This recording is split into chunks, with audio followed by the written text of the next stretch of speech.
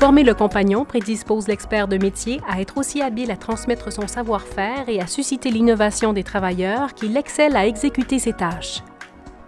L'atelier de formation lui apprend à améliorer son approche avec l'apprenti, à développer ses habiletés de communication et à acquérir une méthode de transfert plus structurée pour obtenir le niveau de maîtrise des compétences.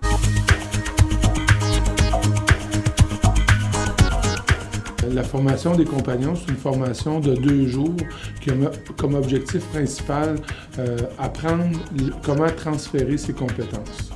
Donc, à l'intérieur de la formation, il y a différentes stratégies d'intervention, axées beaucoup sur le jeu, axées sur l'interaction, des exercices, des études de cas qui permettent aux participants de développer ces habiletés-là qui souvent n'ont jamais été développées en entreprise.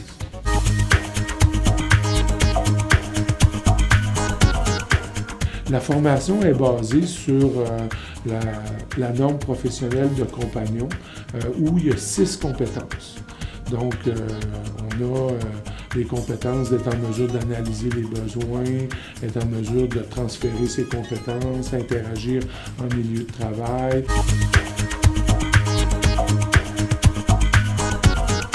Pour la plupart, ils n'ont pas eu de formation structurée, ils n'ont pas eu de méthode structurée. Ils sont allés sur le tas, comme on dit, dans toutes les entreprises manufacturières. C'est comme ça, puis ça fonctionne. Sauf que le niveau aujourd'hui qu'on demande d'intervention, le niveau de complexité des compétences de l'information vient faire que ça marche à un pourcentage qui peut être grandement amélioré.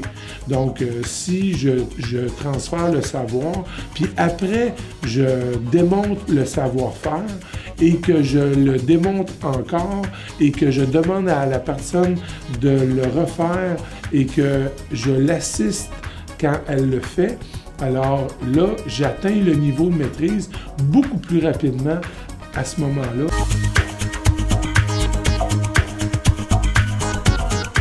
J'explique qu'est-ce que je vais lui montrer, je lui montre c'est quoi le matériel que j'ai, je lui dis combien de temps ça va prendre.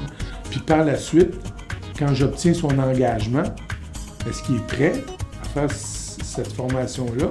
Bien là, je fais le guider. Et là, le guider, c'est vraiment de lui montrer, donc de lui faire de lui expliquer la technique, de lui faire une démonstration, de le faire pratiquer, de reprendre les points qui ont été manqués ou améliorés, puis de lui refaire faire jusqu'à ce qu'il soit en mesure de le faire selon les normes ou selon la façon dont je veux qu'il le fasse.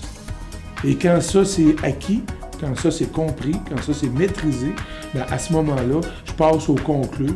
Et là, je conclue sur comment il a trouvé que ça s'est passé, l'atteinte des objectifs, le prochain rendez-vous.